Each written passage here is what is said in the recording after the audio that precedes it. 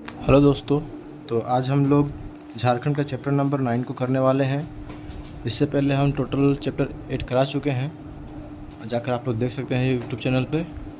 तो आज हम लोग चैप्टर नंबर 9 को करेंगे, जिसका नाम है झारखंड के क्षेत्रीय राजवंश। ठीक है, तो इसके बारे में देखते हैं।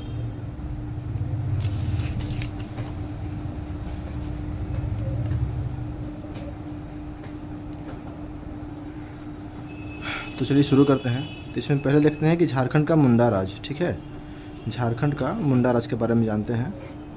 तो झारखंड में मुंडाओं का आगमन मध्य भारत की ओर से हुआ था। किधर से हुआ था? सेंट्रल इंडिया की तरफ से, आजमगढ़। ठीक है, मध्य भारत आजमगढ़ की तरफ से हुआ था झारखंड में मुंडाओं का आगमन। माने झारखंड में मुंडा लोग किधर से आए थे? तो आजमगढ़, मध्य भारत की ओर से आए थे। ठीक है, झारखंड में मुंडाओं का आगमन मध्य भारत की ओर से हुआ था, मध्य भारत में आजमगढ़ की ओर से हुआ था। ठीक है, रोहतासगढ़ में इस समय क्या है? खरवारों का शासन था। तो जिस समय मुंडा लोग जो थे वो झारखंड में प्रवेश किए थे मध्य भारत की तरफ से, आजमगढ़ की तरफ से, उस समय रोहतासगढ़ में खरवार का शासन था, जिनसे संघर्ष में पराजित होने पर मुंडाओं का आगमन झारखंड की ओर हुआ। ठीक है, तो रोहतासगढ़ में इस समय खरवार का शासन था, जिनसे संघर्ष में पराजित होने पर मुंडाओं का आगमन झारखंड की ओर हुआ। ठीक है, झारखंड में राज्य निर्माण की प्रक्रिया शुरू करने का श्रेय रीता मुंडा या फिर त्रिशा मुंडा को जाता है। उसी को कहते हैं रीता मुंडा, त्रिशा मुंडा, एक ही नाम है, बस अलग अलग लिखा हुआ है, तो एक ही व्यक्ति का नाम है ये। झारखंड में राज्य निर्माण की प्रक्रिया शुरू करने का श्रेय, झारखंड में राज्य का निर्माण प्रक्रिया शुरू करने का श्रेय किसे जाता है? रीता मुंडा को जाता है। ठीक ना, किसको जाता है? रीता मुंडा को जाता है। झारखंड में राज्य निर्माण की प्रक्रिया शुरू करने का श्रेय रीता मुंडा को जाता है। झारखंड में राज्य निर्माण की प्रक्रिया शुरू करने का श्रेय जाता है रीता मुंडा को। प्रज्ञा मुंडा ने सुतिया पाहन को, किसको? सुतिया पाहन को, प्रज्ञा बोल रहे हैं, रीता मुंडा वही, त्रिशा मुंडा ने सुतिया पाहन को मुंडाओं का शासन नियुक्त किया।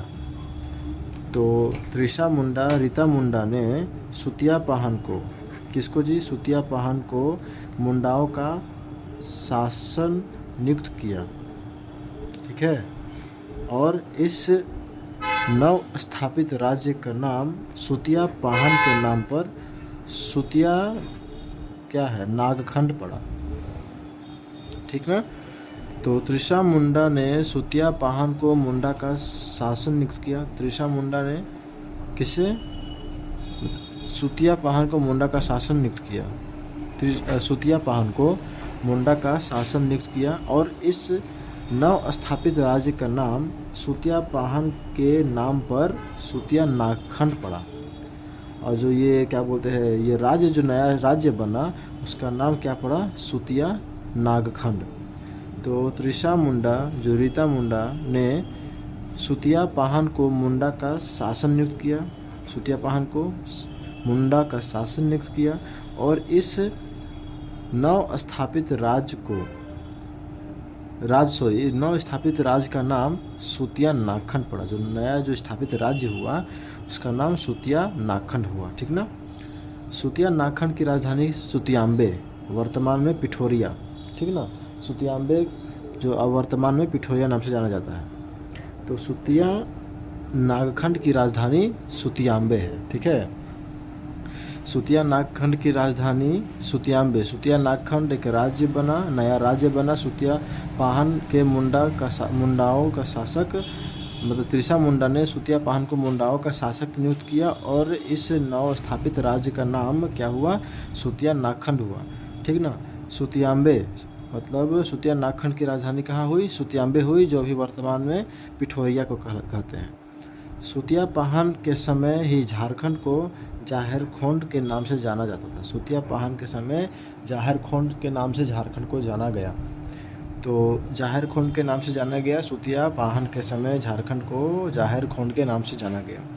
सुतिया पाहन के समय किसके पाहन के समय, मतलब किसके समय, सुतिया पाहन के समय झारखंड को जाहिर खोंड के नाम से जाना जाता था। मदरा मुंडा ने ही मुड़मा जतरा मेला की शुरुआत की।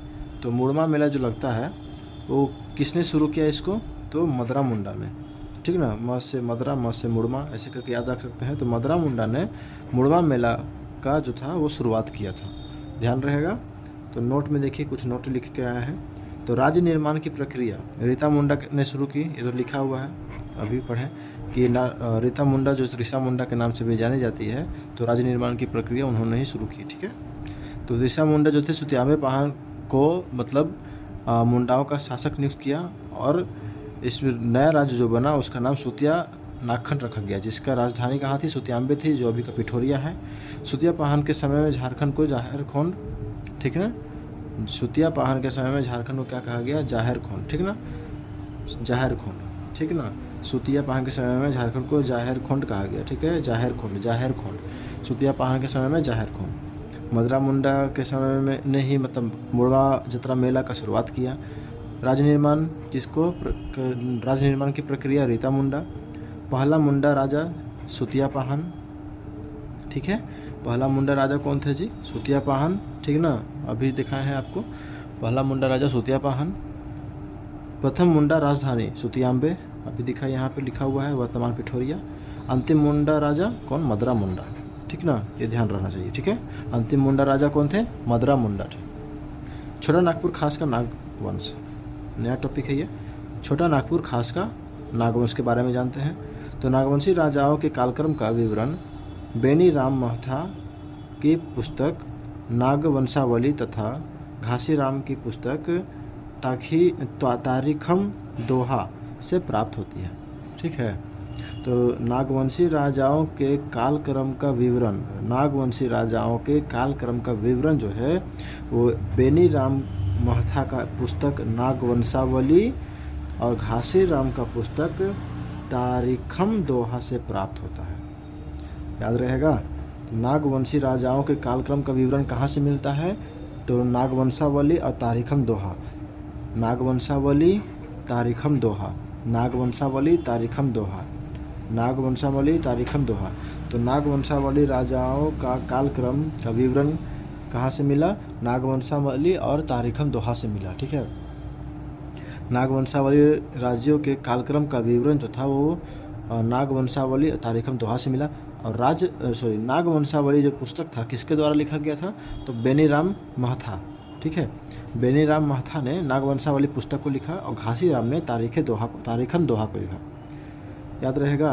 बेनी राम महथा ने नागवंशावली, घासीराम ने तारीखम दोहा को लिखा, ठीक है। तो नागवंशी राजाओं का कालक्रम का विवरण बेनी राम महथा का पुस्तक नागवंशावली और घासीराम का पुस्तक तारीखम दोहा से प्राप्त होता है। आगे देखते हैं फनी मुकुट राय।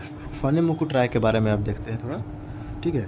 तो अंतिम मुंडा राजा मदरा मुंडा व अन्य नेताओं की सर्वसम्मति में से 64 ईस्वी में फनी मुकुट राय को राजा चुना गया, जिसने नागवंशी राज्य की स्थापना की तथा सुतियाम्बे को अपनी राजधानी बनाई, ठीक ना।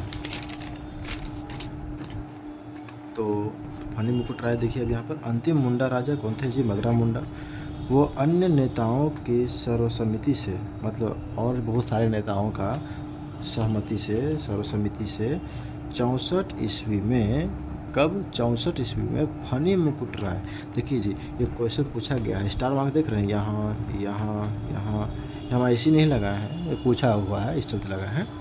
तो 64 ईस्वी में फनी मुकुट राय को राजा चुना गया, ठीक है।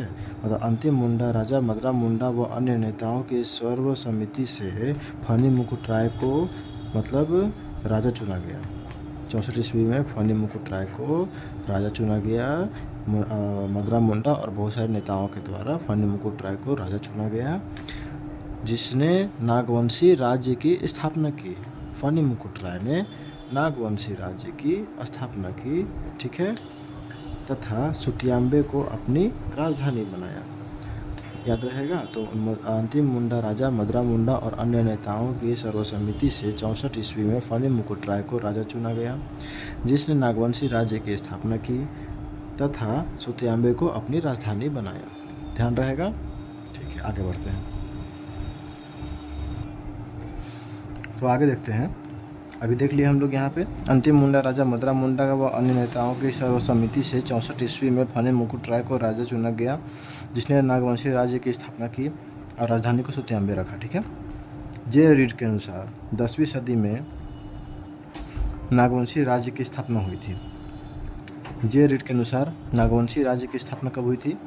10वीं शताब्दी में। ठीक है। तो जे रीड के अनुसार, जे रीड याद रहेगा, जे रीड के अनुसार। ठीक ना, ध्यान देना है किसके अनुसार जी? जे रीड के अनुसार। ठीक है ना, जे रीड के अनुसार 10वीं सदी में नागवंशी राज्य की स्थापना हुई थी। ठीक है। जे रीड के अनुसार 10वीं सदी में नागवंशी राज्य की स्थापना हुई, जे रीड के अनुसार। फनी मुकुट राय अंतिम मुंडा राजा मदरा मुंडा का दत्तक पुत्र था। देख रहे हैं,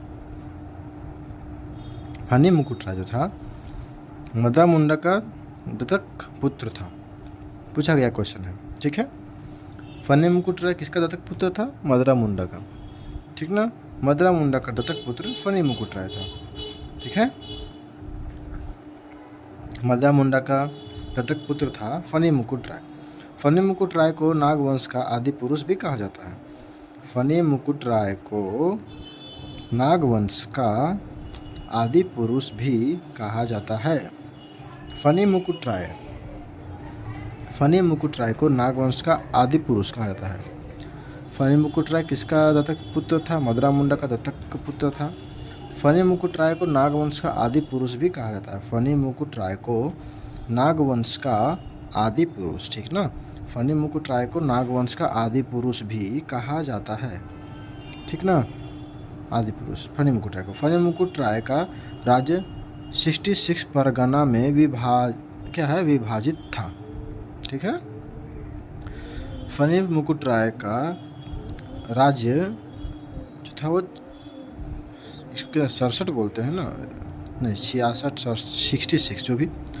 फनी मुकुट राय का राज्य 66 परगना में विभाजित था। ठीक है।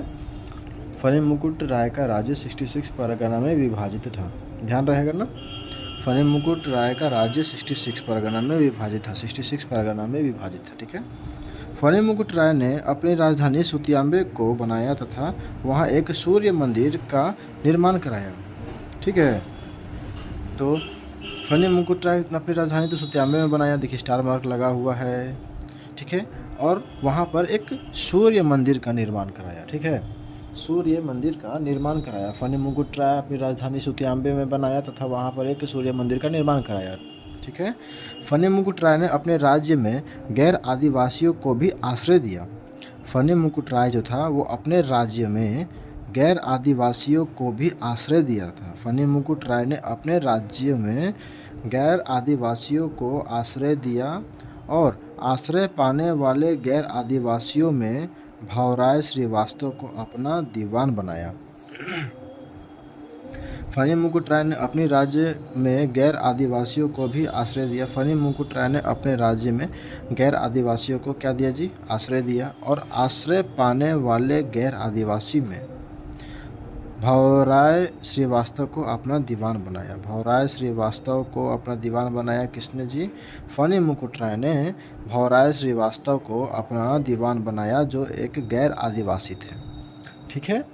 तो फनी मुकुट राय ने भावराय श्रीवास्तव को अपना क्या बनाया? तो दीवान बनाया, दीवाना बना दिया। ठीक है, ऐसे कह सकते हैं। फनी मुकुट राय ने भावराय मतलब मान लीजिए कि फनी मुकुट राय ने भावराय श्रीवास्तव को अपना दीवान बनाया। बाघदेव सिंह ने फनी मुकुट राय की हत्या की थी। ठीक है। तो बाघदेव सिंह, ठीक ना। तो अभी यहाँ पर क्या देखते थे? फनी मुकुट राय अपने राज्य में गैर आदिवासी को भी आश्रय देते थे, जिसमें भावराय श्रीवास्तव जो थे वो एक आदिवासी थे, उनको अपना एक दीवान बनाए थे। बाघदेव सिंह जो थे उन्होंने फनी मुकुट राय की हत्या की थी। बाघदेव सिंह ने फनी मुकुट राय की हत्या की थी।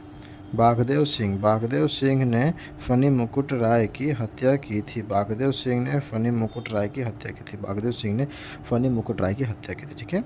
प्रताप राय चौथे नागवंशी राजा थे। प्रताप राय चौथे नागवंशी राजा थे। प्रताप राय, ठीक है। प्रताप राय जो थे वो चौथे नागवंशी राजा थे। प्रताप राय चौथे नागवंशी राजा थे। प्रताप राय ने अपनी राजधानी सुतियाम्बे से चुटिया स्थानांतरित की, ठीक है, तथा काशी तक के लोगों को चुटिया में बसाया। तो प्रताप राय जो थे वो चौथे नागवंशी राजा थे।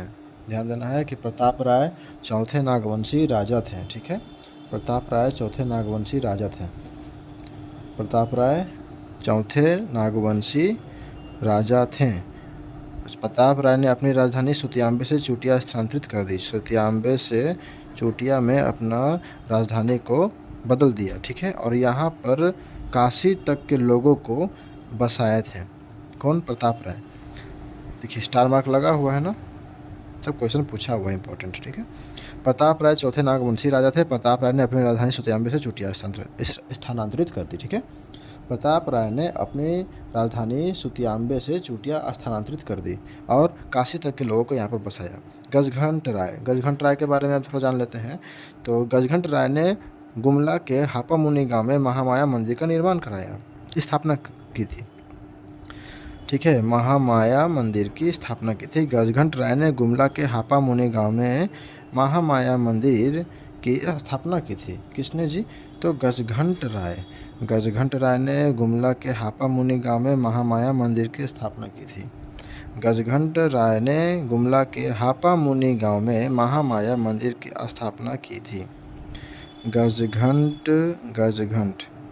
गजघंट राय ने गुमला के हापामुनि गांव में महामाया मंदिर की स्थापना की थी।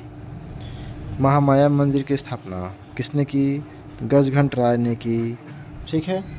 महामाया मंदिर गजघंट राय ने की। महामाया मंदिर की स्थापना हापामुनि गांव में महामाया मंदिर की स्थापना की। गजघंट राय ने हापामुनि गांव में महामाया मंदिर की स्थापना की। ये भी पूछ सकता है कि महामाया मंदिर कहाँ है? हापामुनि में है। किसने कराई? गजघंट राय ने इसकी स्थापना कराई, ठीक है। आगे देखते हैं। गजघंट राय के शासन काल में ही टांगीनाथ का प्रसिद्ध मंदिर स्थापित किया गया था। ये भी गुमला में है टांगीनाथ, ठीक ना। तो गजघंट राय के शासनकाल में टांगीनाथ का मंदिर भी स्थापित किया गया। गजघंट राय के शासनकाल में टांगीनाथ मंदिर स्थापित किया गया। गजघंट राय, ग से गजघंट, ग से गुमला, और ये टांगीनाथ मंदिर का स्थापित किया गया उसी समय, ठीक है। गजघंट राय के शासनकाल में टांगीनाथ मंदिर स्थापित किया गया। गजघंट राय के शासनकाल में टांगीनाथ मंदिर स्थापित किया गया था। गजघंट राय के शासनकाल में टांगीनाथ का प्रसिद्ध मंदिर स्थापित किया गया था। गजघंट राय के शासनकाल में टांगीनाथ का प्रसिद्ध मंदिर स्थापित किया गया था।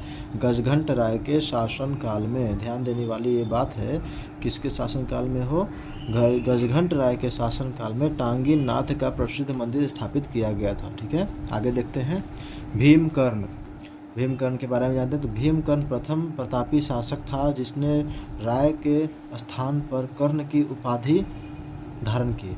भीम, जैसे कि गजघंट राय जो एक उपाधि था, ठीक है, वैसे भीमकर्ण ने प्रथम प्रतापी शासक था, पहला प्रतापी शासक था जिसने राय के जगह पर कर्ण की उपाधि को धारण किया। राय के जगह पे कर्ण की उपाधि धारण की। भीमकर्ण राय प्रथम प्रतापी शासक था जिसने राय के स्थान पर कर्ण की उपाधि धारण की। भीमकर्ण राय प्रथम प्रतापी शासक था जिसने राय के स्थान पर कर्ण की उपाधि कर्ण की उपाधि धारण की। भीमकर्ण, ठीक है, भीमकर्ण ने। तो भीमकर्ण के काल में सरगुजा के रक्सेल राजा ने 12,000 घुड़सवारों तथा विशाल पैदल सेना के साथ नागवंशी राज्य पर आक्रमण कर दिया, जिसे बारवा की लड़ाई के नाम से जाना जाता था। ध्यान दीजिए कि भीमकर्ण के काल में सरगुजा के रक्सेल राजा ने, भीमकर्ण के समय काल में सरगुजा की कौन, रक्सेल राजा ने 12,000 घुड़सवारों, भीमकर्ण के काल में सरगुजा के रक्सेल राजा ने 12,000 घुड़सवारों तथा विशाल पैदल सेना के साथ नागवंशी राज्य पर आक्रमण कर दिया। ठीक है, नागवंशी राज्य पर आक्रमण कर दिया। ध्यान दीजिएगा, भीमकर्ण के काल में सरगुजा के रक्सेल राजा ने, रक्सेल भीमकर्ण के काल में सरगुजा के रक्सेल राजा ने 12,000 घुड़सवारों तथा विशाल पैदल सेना के साथ नागवंशी राज्य पर आक्रमण कर दिया, जिसे बरवा की लड़ाई के नाम से जाना जाता है। बरवा की लड़ाई के नाम से जाना जाता है। ठीक है। भीमकर्ण के काल में सरगुजा के रक्सेल राजा ने 12,000 घुड़सवारों तथा पैदल सेना के साथ नागवंशी राज्य पर आक्रमण कर दिया, और जिसे बरवा की लड़ाई कहा जाता है, बरवा की लड़ाई के नाम से जाना जाता है। तो भीमकर्ण के राज्य में, शासनकाल में सरगुजा के रक्सेल राजा 12,000 घुड़सवारों के साथ नागवंशी राज्य पर आक्रमण कर दिया, जिसको बरवा की लड़ाई कहा जाता है। बरवा की लड़ाई में कौन कौन शामिल थे, भीमकर्ण और रक्सेल। भीमकर्ण ने सरगुजा के हेहवंशी रक्सेल राजा को बरवा की लड़ाई में पराजित किया। वाह। तो भीमकर्ण जो था वो सरगुजा के हेहवंशी रक्सेल राजा को बरवा की लड़ाई में पराजित किया। इस लड़ाई में भीमकर्ण को वासुदेव की एक मूर्ति भी प्राप्त हुई थी। ठीक है, तो भीमकर्ण को किस लड़ाई में वासुदेव की मूर्ति प्राप्त हुई? भीमकर्ण को किस लड़ाई में वासुदेव की मूर्ति प्राप्त हुई? तो बरवा की लड़ाई में। किस लड़ाई में जी? बरवा की लड़ाई में भीमकर्ण को वासुदेव की मूर्ति प्राप्त हुई। तो बरवा की लड़ाई में भीमकर्ण किसको हराया था? तो हेहवंशी रक्सेल राजा को भीमकर्ण ने बरवा की लड़ाई में हराया था, जिसमें उसको वासुदेव की एक मूर्ति भी प्राप्त हुई थी। वासुदेव की मूर्ति प्राप्त हुई थी। ठीक है, भीमकर्ण ने भीम सागर का निर्माण कराया। भीमकर्ण ने भीम सागर का निर्माण कराया। तो भीम से भीम याद रख लीजिएगा, ध्यान रहेगा। भीमकर्ण ने भीम सागर का निर्माण कराया। शिवदास कर्ण के बारे में जानते हैं। तो शिवदास कर्ण ने हापा मुनि मंदिर में सियानाथ देव के हाथों 1401 ईस्वी में भगवान विष्णु की प्रतिमा स्थापित कराई। ठीक है, क्या है? शिवदास कर्ण। देखिए स्टार मार्क लगा हुआ है, क्वेश्चन पूछा हुआ है। शिवदास कर्ण ने हापा मुनि मंदिर में, ठीक है, शिवदास कर्ण ने हापा मुनि मंदिर में सियानाथ देव के हाथों 1401 ईस्वी में भगवान विष्णु की प्रतिमा स्थापित करवाई। ध्यान रहेगा, याद रहेगा। तो शिवदास कर्ण ने हापा मुनि मंदिर में, शिवदास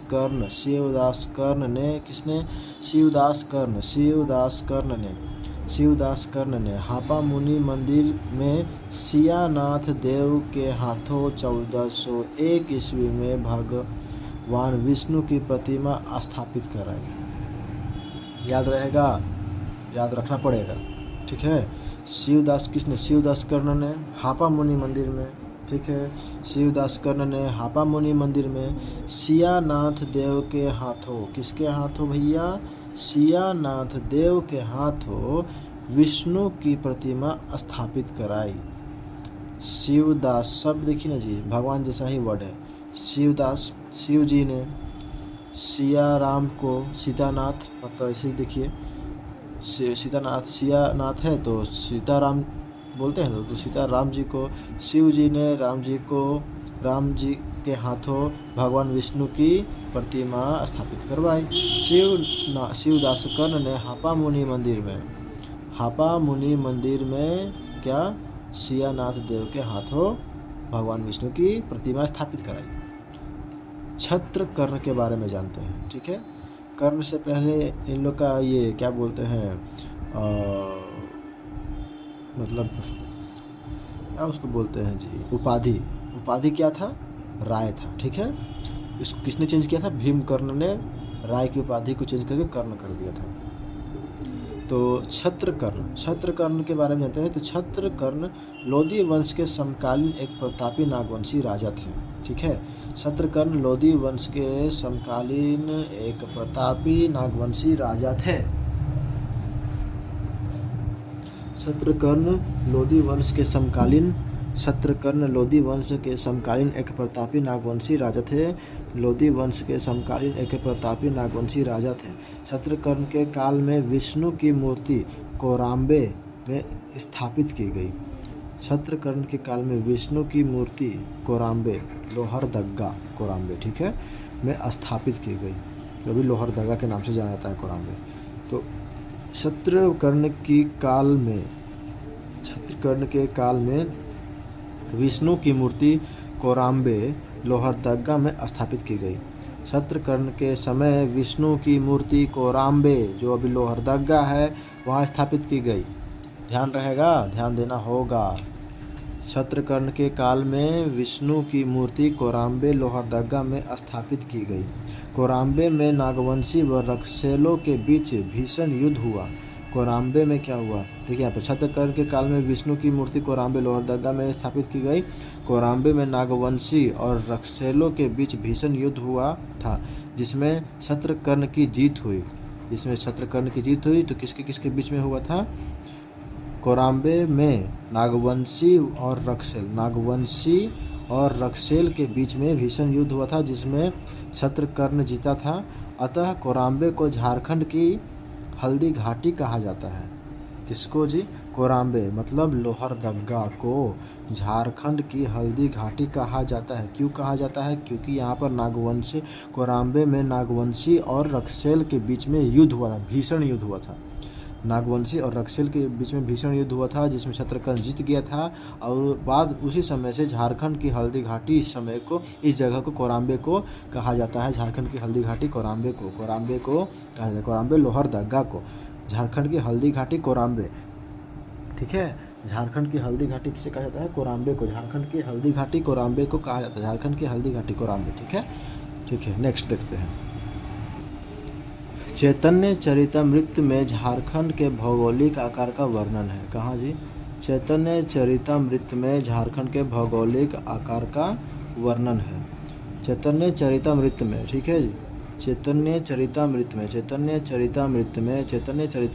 झारखंड के भौगोलिक आकार का वर्णन है। चैतन्य चरितमृत में झारखंड के भौगोलिक आकार का वर्णन है। कहाँ, चैतन्य चरितमृत में झारखंड के भौगोलिक आकार का वर्णन है। चैतन्य महाप्रभु ने झारखंड क्षेत्र में वैष्णव मत का प्रचार प्रसार किया। चैतन्य महाप्रभु ने झारखंड क्षेत्र में वैष्णव मत का प्रचार प्रसार किया।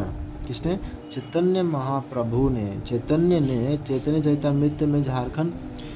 चरितमृत में झारखंड का भौगोलिक आकार का वर्णन है। चैतन्य चरितमृत में झारखंड के भौगोलिक आकार का वर्णन है। चैतन्य महाप्रभु ने झारखंड के क्षेत्र में वैष्णव मत का प्रचार किया। चैतन्य महाप्रभु ने वैष्णव मत का प्रचार प्रसार किया झारखंड में। ठीक है, चैतन्य महाप्रभु ने झारखंड में वैष्णव मत का प्रचार प्रसार किया। चैतन्य महाप्रभु ने झारखंड क्षेत्र में वैष्णव मत का प्रचार प्रसार किया। चैतन्य महाप्रभु ने झारखंड क्षेत्र में वैष्णव मत का प्रचार प्रसार किया। ठीक है, दुर्जन शाह के बारे में आप जानते हैं। दुर्जन शाह, ठीक है, तो दुर्जन शाह ने खुखरा पर बार बार आक्रमण होने के कारण सुरक्षात्मक दृष्टि से अपनी राजधानी को खुखरा से दोईसा स्थानांतरित कर दिया तथा यहाँ नवरत्नगढ़ किला गुमला में जो है जिला में उसका निर्माण करवाया। ठीक है, नवरत्नगढ़ किला। तो क्या है कि दुर्जन शाह के बारे में जानते हैं, दुर्जन शाह या फिर दुर्जन साल।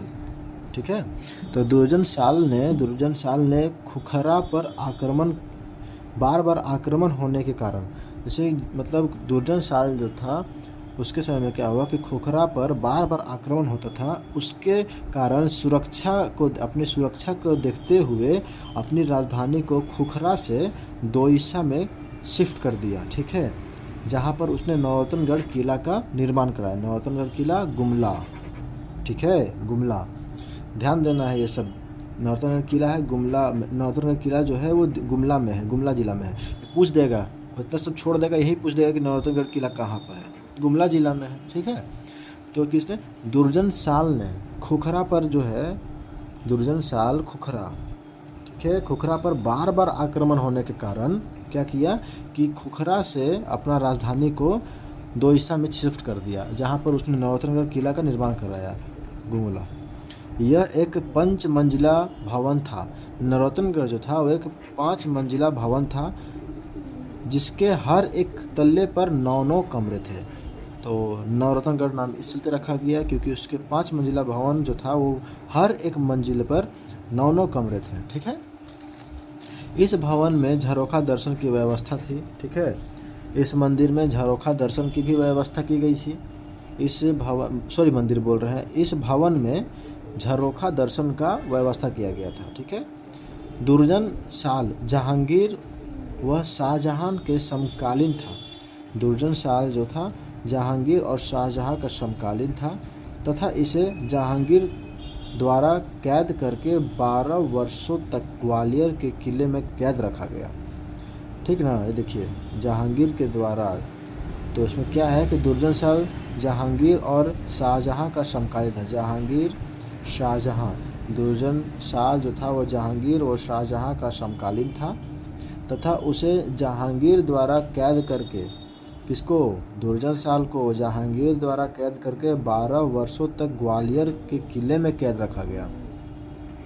द्वारा, किसके द्वारा, जहांगीर के द्वारा दुर्जन साल को किसने कैद रखा था, तो जहांगीर ने दुर्जन साल को कैद किया। दुर्जन साल किसका समकालीन था, तो जहांगीर और शाहजहां का समकालीन था, जिसमें दुर्जन साल को जहांगीर द्वारा कैद करके 12 वर्षों तक ग्वालियर के किला में रखा गया। कौन से किला में जी, तो ग्वालियर के किला में रखा गया, ये भी ध्यान देना है, ठीक है। आगे देखिए, तो कैद से मुक्त करने के बदले, मतलब उनको कैद से मुक्त करने के बदले दुर्जन शाह ने 6,000 रुपये वार्षिक कर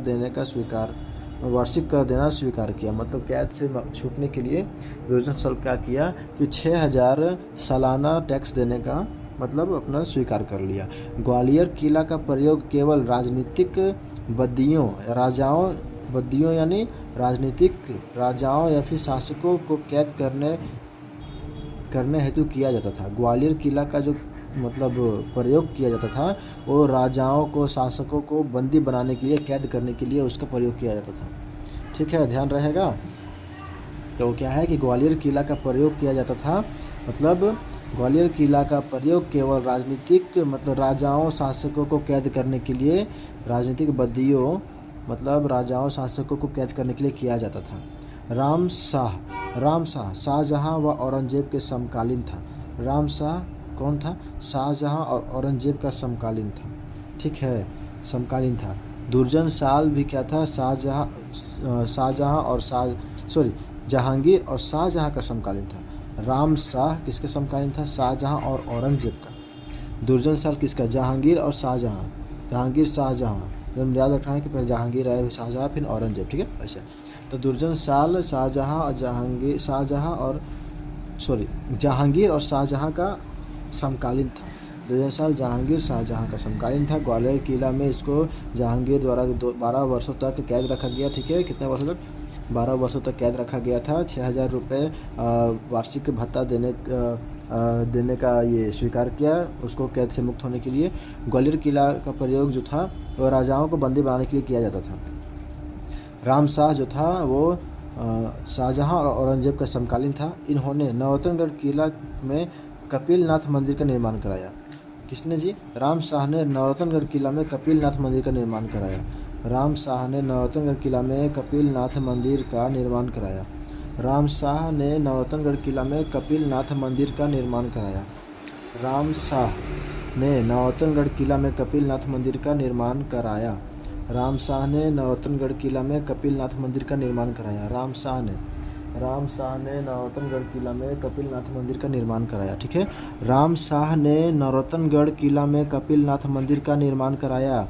ध्यान दीजिए एकदम, किसने कपिलनाथ मंदिर का निर्माण कराया, तो राम शाह ने नवरत्नगढ़ किला में, ठीक है, नवरत्नगढ़, राम शाह नवरत्नगढ़ किला में कपिलनाथ मंदिर का निर्माण करा। नवरत्नगढ़ किला जो था कितना मंजिल थे, 5 मंजिल थे, हर एक मंजिल पर 9 कमरे थे। तो राम शाह ने नवरत्नगढ़ किला में कपिलनाथ मंदिर का निर्माण कराया। राम शाह शाहजहाँ औरंगजेब का समकालीन था, ध्यान रहेगा, ज़्यादा टफ ऐसा कुछ है नहीं। तो नवरत्नगढ़ किला का नवरत्नगढ़ जो था, नवरत्नगढ़ किला जो था वहाँ पर किसने, राम शाह ने कपिलनाथ मंदिर का निर्माण कराया। यहाँ पर देखिए एक बार क्या था कि दुर्जनशाल ने खुखरा पर बार बार आक्रमण होने के कारण सुरक्षात्मक दृष्टि से अपनी राजधानी को खुखरा से दोईसा स्थानांतरित कर दिया था राजधानी को। और वहाँ पर क्या हुआ कि नवरत्नगढ़ किला का निर्माण कराया था। तो नवरत्नगढ़ किला का निर्माण कौन कराया था, दुर्जनशाल ने। ये भी ध्यान देना है कि नवरत्नगढ़ किला का जो जिक्र हो रहा है कि जिसमें 5 मंजिल था, हर मंजिल में 9 कमरा था, वहाँ पर कपिलनाथ मंदिर का निर्माण हुआ था। तो नवरत्नगढ़ किला को कौन बनवाया था, कौन निर्माण करवाया था, तो दुर्जनशाल ने, ठीक है, दुर्जनशाल, ठीक है। वैसे ही कपिलनाथ मंदिर का निर्माण करवाया किसने, राम शाह ने नवरत्नगढ़ किला में कपिलनाथ मंदिर का निर्माण कराया। राम शाह ने नवरत्नगढ़ किला में कपिलनाथ मंदिर का निर्माण करवाया, ठीक है। चलिए ठीक है, तो आज के लिए इतना ही, मिलते हैं अब इसके नेक्स्ट पार्ट में। इसका एक और पार्ट आएगा, ठीक है, ये पार्ट 1 है, पार्ट 2 में पूरे चैप्टर को कंप्लीट कर देंगे। धन्यवाद।